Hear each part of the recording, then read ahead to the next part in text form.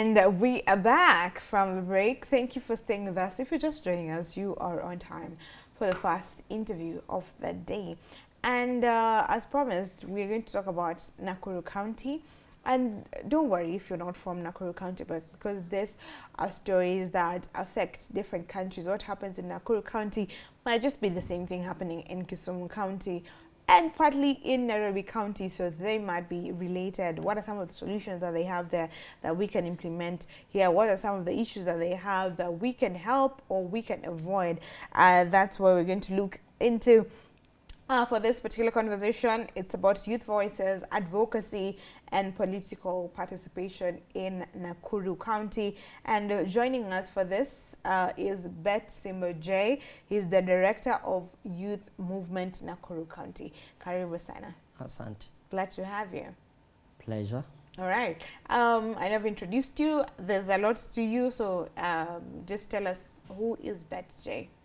Oh, great. So, Bet Simba J is the director, the Voice Youth for Youth Movement, which was formally registered as a CBO within Nakuru County. The Voice Youth for Youth engages in opportunities for the youth, empowerment, and also we do civic education majorly, and to the youth and also to the coming generation, that we see that even the environment that we live in is fit for purpose, even including for the young children and also the elderly, including the marginalized communities. Okay, Yeah. interesting. So now, what was your motivation coming up with this movement? Okay, my motivation coming up with the movement was getting into the position that we are in as youth in our country right now, in terms of the rate of unemployment, also the possibilities of us getting into the future. Every other time we've been told you are the leaders of tomorrow, you are the leaders of tomorrow. And by the time we realize that one characteristic of tomorrow is that this is a day that comes but never arrives. And we realized that it was, we had to take up the task as early as now and become, to look for the solutions of our own problems, the current problems that we are facing as the youth, because we found ourselves selling our future, I think, for some other people who are taking it in as a retirement benefit. Yeah. Okay, interesting. And is your focus just on Nakuru County, or you want to also look into other counties? Basically, right now we are in Nakuru County because that is also my home area, and we always realize that something must start from somewhere. But ideally, having the fact that the youth, you know, having the youth is a global, I would say it is a global position, that we are having characteristics that never differ. So a youth, the unemployment in Kisumu County, the unemployment in Nairobi County, the unemployment issue in other counties is just the same as those in Nakuru County. So we just saw it nice that we are going to start with Nakuru County because that is where we are. We understand it best, so that now we can now take it countrywide. Okay. Yeah. So you've just started Nakuru County. Let's talk about the county for a minute. And I know that my co-host had started this conversation last week with another amazing lady who came, and they spoke a bit of the issues. But from your own perspective, what are some of the issues that are in Nakuru County that are affecting youth? Ideally, I would say that first of all, Nakuru County at large, because at any given point, even in a family, when the parents are having a problem, even the children are those that are going to suffer the most. And we are having what I would call a leadership crisis in Nakuru County. And any other time we are in a leadership crisis, things are never moving. When things are never moving, you'd find that the people who are never close to what I would term as the factors of production, those who are going to dictate the lives of the constituents, that is the leaders. If they go missing, for example, our governor has been missing for quite a while, the deputy governor has not necessarily been acting his roles as the principal assistant of the governor. We are having the county secretary, and things are going just in a mess. Every other time that we go to that direction, we are killing most of the issues, like the economic issue, and of which we would be making a step, but we are going back, we are mark timing in some sector. And I would say that now, getting into that point, the only people that we see as the youth to create opportunities for us is when we are having a vibrant leadership up and running. But I think that one majorly is the one that has been in the public radar for quite a while. And I think us as the youth, because at any given time, if we are talking about affirmative actions and other programs that are running, they are running under our government and our county government. And then if it ceases to function, then most of the youth are idle. Because actually, from the total population of Nakuru County, 31%, according to the Kenya National Bureau of Statistics, Census 2019, 31% of the total population is the youth. By the time that the whole of that population is idle, you can be sure much of the deviance is going to affect even what had been done before. Yeah. Okay. So, would you say that is it the absence of the governor is also affecting the county? And you've mentioned the leadership as well. So do you feel that that's affecting the county? Do you feel like that they could do more, the governor should do more? I feel like she has a lot to do. And when I say this, we are having a leadership gap. And I think even the constituents of Nakuru County are now seeing the need to do better, even when it comes next time to even electing our leaders. And I think this is also, it should be a vetting strategy, because if we are going to have absentee leaders, we are going to lose a lot. Mind you, this is a city that we are proud of, and we know it is a county of unlimited resources. So we expect that it should be doing most in job creation, number one, and enabling the young generation to even bring up their innovations, bring up their ideas, and better some part of the county. For your information, I think 22 kilometers away from the city, we are having a ward called Nesweet Ward. The youth are very idle, to a tune of we are having inter-community clashes nearly every year. Because of some historical land injustices, under which even these youth can never explain how it started. If we could keep these people busy, and that also form part of the marginalized area in Nakuru County, where we have the minority who are the Ogiek, we have also the Kipsigis. They keep on fighting. We have an asset which is the Mau Belt. We could even bring some programs of climate action for youth development, which could be better. But since there is no interconnection even within the leadership that we are having, nobody would ever bother to look at that. Nobody would ever bring that into practicalities. Okay. Yeah. It's interesting that would elect. It's actually not interesting that would elect leaders and there would be absentees, leaving the people to, to just work things out for themselves. That the sole reason they're there is to help the people. Now you've mentioned Nakuru needs vibrant leadership, because you have everything that you need. You just need. So, what kind of vibrant leadership do you need to tap into the potential that Nakuru County has? What I would say is that we need leaders who have the problems of their people at heart. And I would say that we want people who are direct to our problems, that they can look. You see, a leader is somebody who knows the way, who shows the way, and leads the way.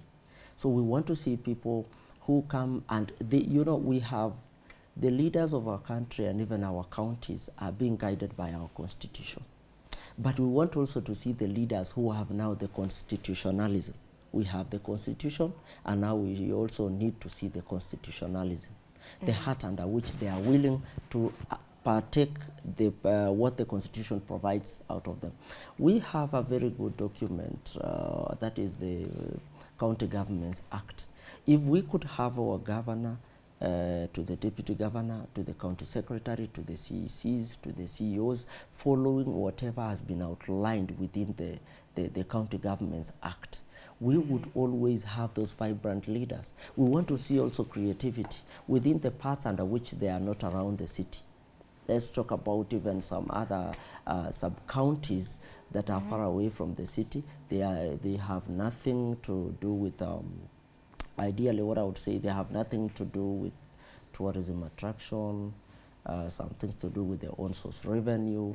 You know, their own source revenue are quite, if at any given point they would even, there was some allegations that the county was going to be divided, that is by some other people within some amendment through the Act of Parliament. But I would say that we would only do that at any given point. We have leaders who would see those areas that are not, they don't connect to any on-source revenue or a catchment area that we are going to get some money. What are we going to do? If it is agriculture or if we are having anything, we are supposed to look at that. Okay. We are supposed to check at the point of, let's talk about the aggregation packs that even the current government had suggested, but they never do it. When you have realized that something is working for your people, we want to see those leaders who are going to take those roles and put the aggregation packs up and running, and then we are going to have jobs created. What are the aggregation packs? What I would talk aggregation pack, these are the position that we would talk about more of export processing zones. These are the positions whereby we would have collectively our products, if it is from the farm or whichever, or a common market that we are going to have our people come and have a price that is going to fairly at least put money in their pockets before we have their products get exchanged. We want to avoid the middlemen. From now, the producer, before it gets somewhere else to the market, we want to have a fair price. So that if there is a place called Seguton, if we could have an export processing zone, because it is a central part of all the agricultural products within the bread basket of Nakuru, that is Kuresoi South, Kuresoi North, and even Molo.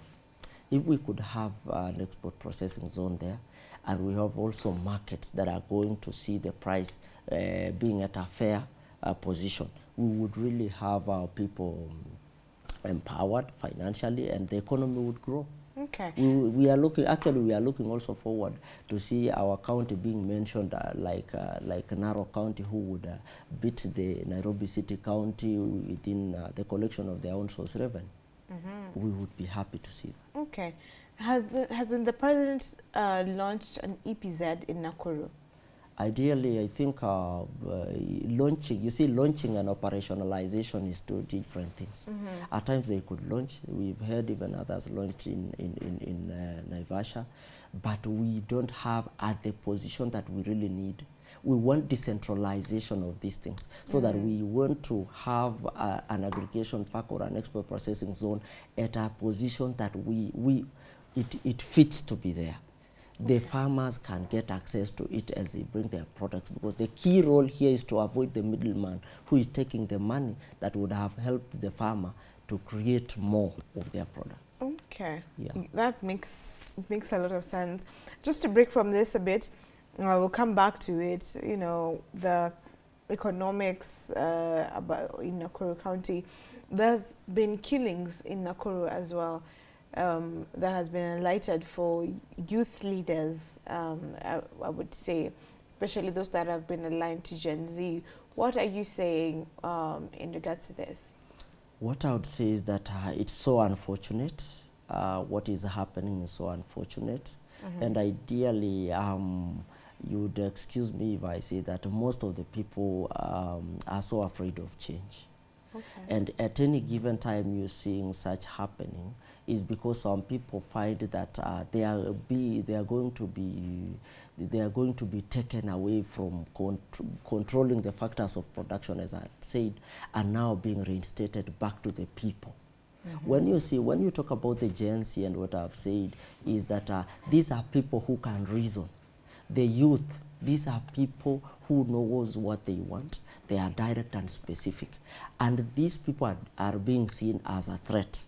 That is why most of the people now, we have extrajudicial killings, of which is very unfortunate. If we had a genuine government, these people would have been brought into book. We also need to see the judiciary taking their position, their rightful position to serve justice. Because at times we get even to a point whereby if we take, like the case of Brian, If the ruling is made in a way that even the oldest grandmother in the village sees that justice has not been served because of how they have given a ruling, that they would favor a point that they are saying we can easily differentiate the black from the white. And how I wish any other time that we are not going to fear what these people are saying. Let us call, even for those who believe in divinities, God says, come, let us reason together. Let us call these youth and listen to what they are saying. Let us have them bring all their predicaments on the table, and then we analyze them one by one. Because at any given time, even when our leaders would quote, and maybe they would tell us, Singapore, we want to have Kenya as a Singapore of Africa, we want to see also who are the engine of the economic transformation of Singapore. Let us look at the inventors like Mark Zuckerberg.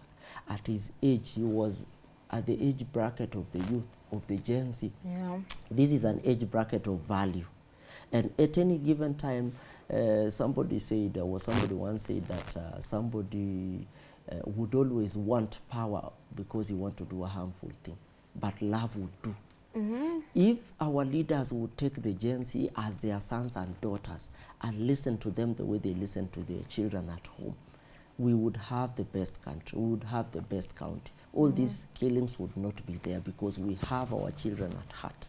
Okay. Yeah. So it's just about changing perception and changing approach between the leaders and the Gen Z, having a more reasonable communication, to avoid what is happening.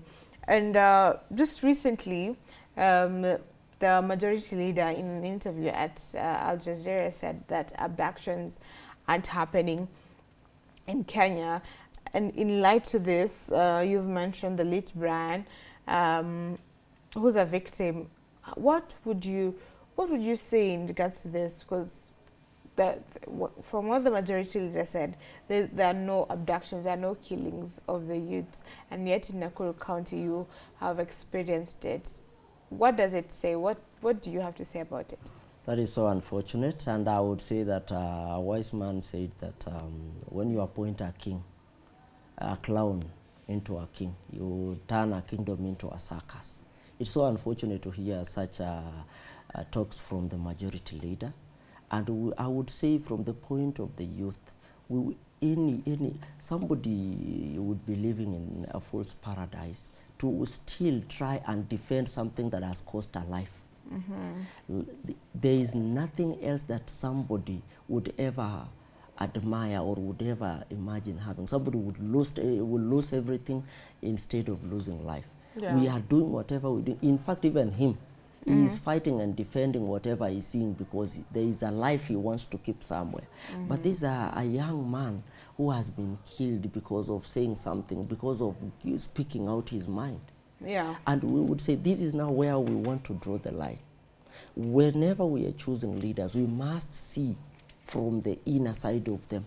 Because are we having somebody who is going to speak and would want to imagine he is the only person in the country and he want to gather all for himself? He would only speak that. And what is the veracity of his statement? That now somebody is some B and B and, you know, there are people who are seriously taking the affairs of our country day in, day out. They are working on a better life. There is somebody who has not even taken breakfast today, never saw some supper last evening. And him, because he is comfortable, he should never think that having the less fortunate die, or somebody who is helpless die, would always just is something that is to be taken just in a light note. And our president must also see this. We want to urge our president to at least bring up the grooming of leaders within even our nation, that those people who speak in such a manner should be liable to their talks. Okay. Yeah. You've rightfully said that we need to look into them, the leaders, before electing them. But how would you know that this leader would not work to their promise? Because they usually make a lot of promises, and the people are convinced, apart from, yes, receiving bribes, because they also give tokens and people are usually blinded by that. But looking past that and into them, what are some of the things, that the areas that the youth need to look into to know that this leader would be here, this would be a present leader, this will be a leader who speaks for the people? Well, I think it's for them. We just have to come out with the Gen Z spirit that we saw in the demonstration, but in a positive way. We want to be so much specific and categorical to them. Number one, if we are the youth, that we would say, if we are having a leader who is coming maybe to lobby for votes, and we would say, just take the money, but know where to vote. We are lying to ourselves. We must, integrity must start with us. We must first refuse, because that is a professional way of slavery. Yeah. We are putting somebody into bondage. So that if you have my 100, there is a day I'm going to ask for that. If we are going to refuse to have that money, we are going to, that is where sobriety starts. Because I would tell this person, I'm not taking this, and you will know them by their fruits. If somebody would be absent, he never does anything, and has confidence to come back to that constituency, to come back to that ward, to come back to that county, to dish out money and tell you, elect me again.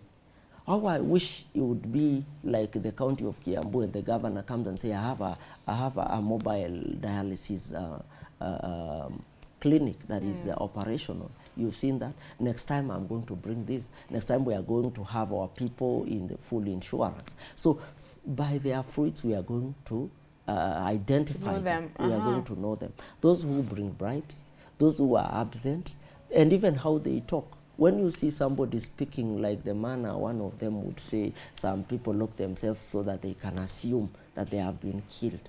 Those are people who are, I would say that they are just in their own world. Yeah. Yeah, absolutely. And so basically it is looking into, if a leader is already elected, is looking into what they've already done. Yes. The fruits of their works, you know, to know that this will be someone who represents us. And even if people want to take money, they take money with the goal of, we are not still not going to vote for you at the end of the day, because it's hard, again, to tell people who do not have money to not to take money, right? Yeah. That's what you're really saying. And I would also add this. I would also say that it also, even how we relate to them. okay. We having the youth, I don't know whether you've ever seen, even when we're having, the leaders would always be, political positions will always be very funny in terms of the youth are really putting these people into leadership. If you find the bloggers, who are the bloggers blogging for these people? The youth. At any given time, they want to hire the so-called goons. Who are the goons? The youth. The youth. You would never find a 60-year-old man or woman as a goon of somebody. You would never find a 80-year-old man blogging on the social media, insulting others, you know, and demeaning the rest. So we want also to change our own behavior as the youth, and that is how we are going to bring ourselves up. Okay. And we are able to not to get our eyes off the ball. Yeah. Absolutely, I love that. Now, speaking about youth voices, advocacy, and political participation, yeah, let's start with the youth voices. How can the youth amplify their voices more in Nakuru County with the problems that they have, with what they want to see? How can they amplify their voices better? I would say that the first things first, they are supposed to be ready to get involved. And when I talk about to get involved, is to bring the change that we need. And this necessarily does not mean that if we are having our leadership, even at the county topmost seat, we are supposed to stand up today, and okay, it is part of it. But even the smallest changes. Somebody said that if you want to make your day best, you first start by making your own bed. Yeah. So at home, what are you doing? so that we don't just have to be ranting even in the social media saying this is not doing that. What have you done as an individual? What step have you done? If we are saying there is unemployment, do you have something that if at any given point all the factors are made constant, are you going to be making progress? We need to start by ourselves. We need to bring the change, start to bring the change within ourselves first. Secondly, what we need to do, we need not to be afraid of also taking these leadership roles. Because if you know the roadmap, if you can do it, if you believe in it, why don't you take that position? The Constitution of Kenya, one of the requirements for you to vie is that you should be a Kenyan citizen. You should be above 18 years. True. So there is a reason why they put you should be above 18 years. Why not 25? Why not 30? Why not 80? Because you're capable. We've seen even in our country, I think we have, it's funny that we have a youth leader or alleged youth leader of over 80 years. And that is funny though. But us as the youth, we are supposed to amplify our voices by looking at, when we check at that which we are not comfortable about, let us never keep silent. Let us never put our hands down and say there is nothing we can do. There is something we could do. And somebody said, even if you cannot move, just do what? Crawl.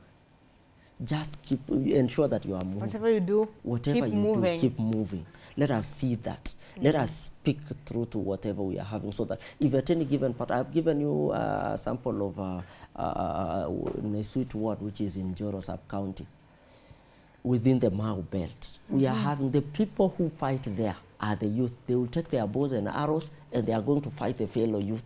If those people, one day, this looks absurd, but if one day the two camps would put down their tools and say, guys, what are we fighting for? That is where the change starts. That is also the same case in Kuresoi South, some area in Olenguruoni or the Kurto area, which borders Narok County. They still fight. Okay. But if they could put down those differences and say, guys, now first, if we must go on fighting, let us agree first, what are we fighting for? So it must start with us. Okay. We must look into that keenly and deeply. Also, we must educate our parents so that they can also come into contact with even the generational takeover that is coming. They must feel free and realize that by giving the youth the opportunities to do what they want to do, it is not that these people are idle and now they want to kill our country. Yeah. They are easily telling you, you are safe in the hands of your children. You heard what the parents were saying even during the Gen Z demonstrations. We are no longer going to the streets. Let us live for our children. It is their time. So they are safe in the hands of their children. Because if they are going to side with the oppressor, by the time they are old, he would be waiting for me to take something. But because I'm also less fortunate, having that my fortune was stolen by somebody else as a gift for their retirement benefit, I would not be able to give them anything. Okay. But for us to build a progressive nation, to build a progressive county, and also ensure that we are progressing, the youth must stand up and say, that very little voice in your mind that tells you this is wrong, subject it to a voice within your mouth and also shout it to the community. Okay. Yeah. So it is more than just thinking it, it is seeing it, it is speaking out so that you're heard. Yeah. Yeah, and it's coming together. You know, I love what you've said. It's the youths that are fighting, you know. In the region along Mau Belt, it's the actual youths that are fighting. But you'd find that they do not know even why they're fighting. They just caught themselves fighting because the communities have been fighting. But if they stop for a minute and ask themselves, why are we fighting? And redirect that energy to fight for a good cause, then that would make a difference in Nakuru County, right? Yeah. I think that is very profound, and it's very similar to what is happening in DRC Congo. And they were saying that, you know, it tribes, you know, the Tutsis and now the Congolese, and they're clashing, but it's not even them, it's the agendas that have been put there because they have lived together. But if they stop for a minute and just agree that they're in together, that they're one people, it will make all the difference, you know, and they can actually make economic progress once they agree together. And I'm just connecting the two. It's very profound. Now, in the place of advocacy, who does the advocacy? Is it people like you who have such movements? Who exactly does youth advocacy? Per se, I would say that the person who should do the advocacy, it is the role of every individual. But for some of us who have seen the light before the rest, we are supposed to increase our numbers so that everybody can do that. For us in the Voice Youth for Youth movement, we always, in fact, for our members, everybody owns it. You know, it doesn't, in fact, we would not say the director is supposed to be having these functions so that it can make awareness about anything. It is not all about titles. They say that a great man would never follow titles but courage. So those who are going to take the courage to do that, those who feel the pinch of the vice that they are seeing and the impunity that is being propagated, those are the advocates that we want to see. We want to bring everybody to feel that. We want to give the spirit to everybody so that they can be able to realize that they are in a position to change their niche and bring a very friendly environment that everybody can desire. Yeah. Okay. So a great man is one who doesn't follow titles but has courage. Yeah, they follow courage. They follow courage. Yes. So it's up to everyone, you know, to advocate for the things that they want to see, for their rights, for the rights of the people and the young people. I love it because, again, it's the spirit of Gen Z, talking about youths, and they said they are leaderless. Yes. You know, being leaderless means you're your own leader. True. In that particular fight, you know, whatever you're pushing for. That is amazing. Now, looking at the political participation in Nakuru County, how is it like? I would say it's poor. Why is it poor?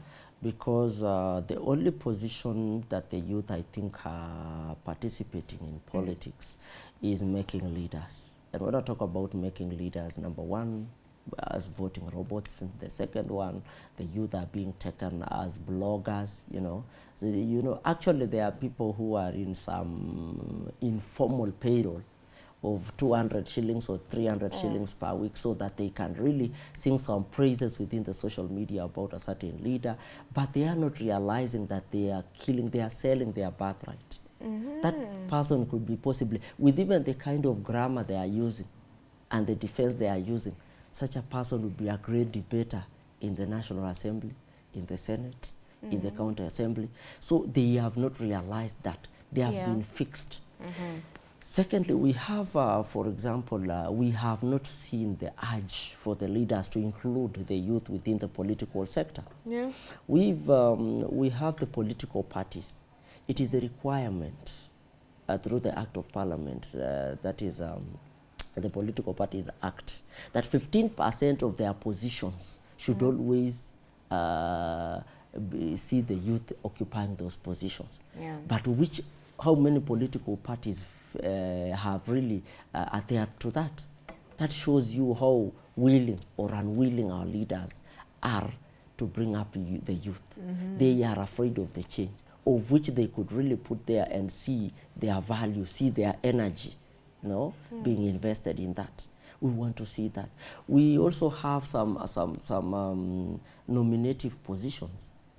We don't have, when you check at somebody who will tell you, we have a nomination, but you see, it would be only by default. They nominate somebody if he falls under the, I don't think if we have even within the age of 18 to 35, because as per our constitution, our youth falls within the age bracket of 18 to 35. The UN Charter, 15 to 34. These people would see, if you just look young, they just point at you and say, you see, we have appointed the youths. But we want to see, we want to get involved. We want to be on that table. Because the only position that we would call it inclusion to participate is when we are in a decision-making table. Is when we can be able to formulate our policies and see them run. And our people benefit from the policies that are on the table. So I would say that when it comes to political inclusion, we are far much behind this. We are far much behind. We are far much away from the reality. So what needs to be done then? What steps need to be taken in order to have the youth in politics, actively in politics? I think the youth right now must walk the talk.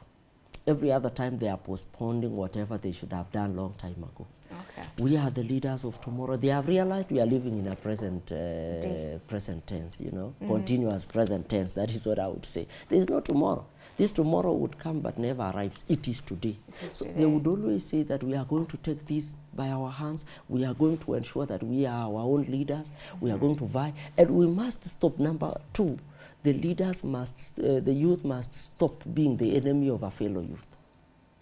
Tell us about that. If a youth today comes out and says that I want to run for this position, the first thing, you don't have the capacity in terms of financial muscle.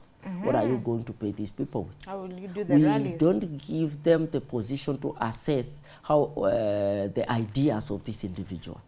You know, have you ever become an MCA? Have you ever become an MP? How then can you start? Where then can you start? How old are you? Understand? So the enemy of the youth is a youth at some point, and we must stop this nonsense for us to move ahead. That one is so bad, because even when a youth establishes a business, a big business, that is why even you would see in the social media, people would say, oh, you are mengia, wash, and the rest. You understand? Because so we want to really get rid of that notion, of that fallacy, and ensure that we can see these people get. I see nowadays people love our great friend Salasia, and he's part of the youth, you know. And you see even John Paul, when he got into power, he was also only 23 years old. Yeah. We want to see those people, the vibrance. And you can see even in our government right now, we are having a transformation. Let the youth never sleep and see what is going on. That we can be able to take these positions, we can be able to serve ourselves, we can be able to serve our country and serve our county with honesty and integrity. Okay. Yeah. So the youth need to step up for themselves, formulate policies that are for them, and stop being the enemy. Yeah. So, you know, because it's a thing that when a youth tries to vie, you know, for the longest time, it's been highly unlikely that the youths will actually back them up. But we've seen a few youths, as you've mentioned. We have Salasia, we have, you know, John Paul, we have people like, let's say, Jalango. I'm not sure if he's in the category, but, you know, he's in the youth. So we have seen some youths, but there's a problem when youths get into power and then people feel like they have turned against them. There's something that that politics does to them once they get inside, and then they change, they forget the main reason why they were there in the first place. So how do we prevent this? Even seeing, let's have bets, you know, standing for the MP, and then you get to the position of the MP and then you forget your people. Okay, fine. I would say that maybe forgetting your people, I don't know actually what that is, but I would say, you know, when you get into this position, I think there is a notion, some idol of the mind that people also have generated, that we have, when we have a leader gets like Salasia, remember also these people have their lives. And of course, with the salary scale that they are going to have, they would have a life to live. But we can only taste them by what I had called it earlier on, the constitutionalism. If you know that we are supposed to be having better schools, what can be done in Kiharu can also be done in Njoro sub-county, can be done in Bahati sub-county, can be done in Kuresoi North sub-county, can be done in Kuresoi South sub-county. So if some schools, some children in a public school, a parent can pay only 1,000 shillings, then it means it can also be done in Kuresoi South. It can also be done in Subukia. Then we want to see the constitutionalism, that people would really do the best in terms of allocation and accountability. When we check at that, in fact, when we check at that, we would not be having time to really dig deep into that, what we are saying. Because we don't also expect this person to just walk and still their lives remain so low. You understand? And this is so obvious, even in business. When you start, your business start to thrive, people think that you are leaving them behind. But it's just because of how you grow, how you are going ahead. So what I would say is that let us not lift our eyes off the target, you know. We need to just keep it on target so that we can really know what we want. Differentiate our public resources from private sector, so that if somebody have their own private life, we can see that. You see, even in Advocacy, East Babu is doing a very great job, you know, but we would never scold him because we know their journey. But also our leaders should stop the opulence. If you enjoy your life at a private level, just do that. But it is not necessary for you to come and tell us, I'm having this 17 million watch, I'm having this 36 million tie. You know, those things we are not supposed to be going into that direction. Let us do that which appertains you as a leader. Stay within your level, and the people would always see the best for you.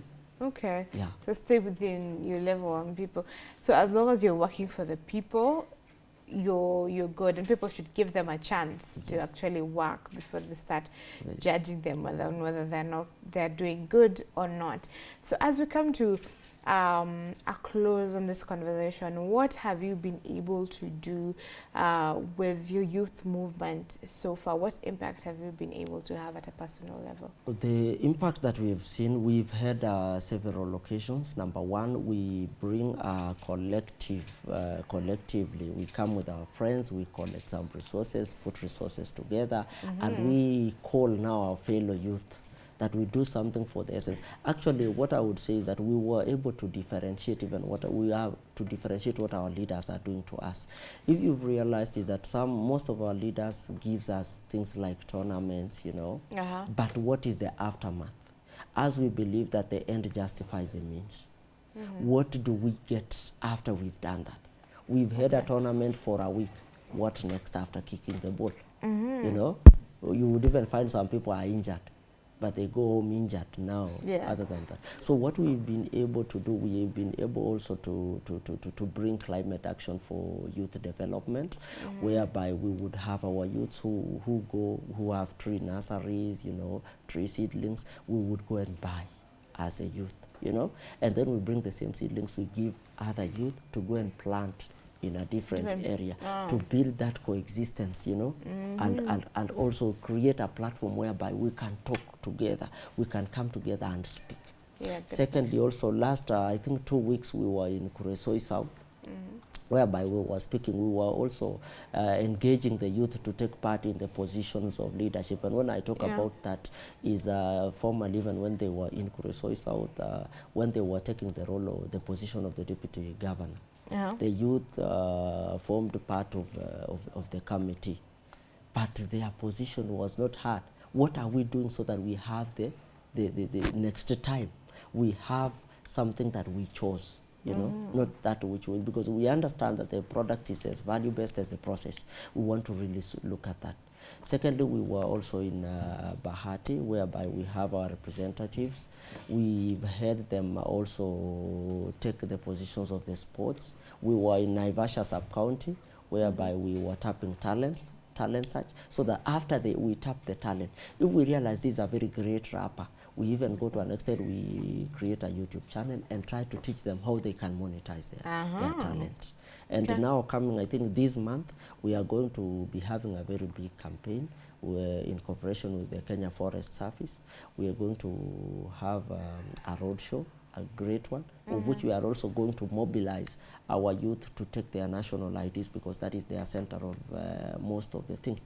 If for them even to get a job, you know, for them to get anything, that is the great important thing. Yeah. Okay, interesting. You're doing a great job, and we applaud you for that. That, you know, it takes one person to make a difference. You know, it takes just one person having a vision and having people support him to make a difference. So we're hoping to see more of that in Nakuru County, and even other people picking the same, you know, to just emulate in different counties. If we do that, then, I mean, the transformation would be immense, would be great. Thank you very much, Bet. I want to give you the opportunity to say a last word, if you have, as you share your social media handles, if you're willing, to our audience. This is your camera. Thank you very much. At this juncture, I would want to call upon the youth and tell them that this is their opportunity.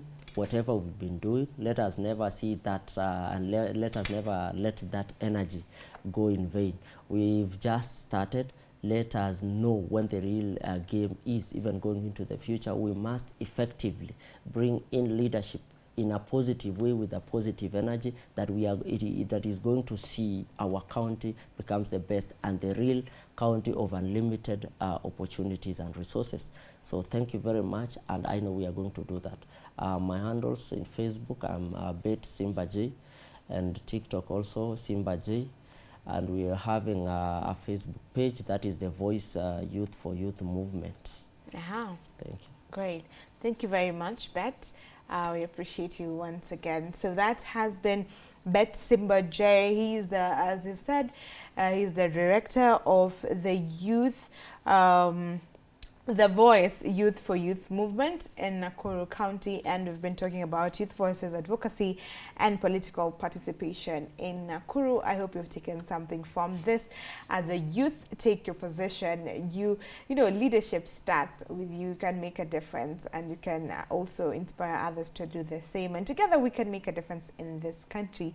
So we're going to take a short break, and then Brand Circle will be coming up with an interesting conversation. We had asked you a question on social media and would like you to participate in it, and Sakwa will be sampling it later. We are asking you, do you think that passion actually pays to work a job that is your passion? That is a question, but if I get to it, inasema je, vijana wanatengeneza pesa mingi kupitia passions zao? So talk to us. The hashtag is Why in the Morning. See you on the other side.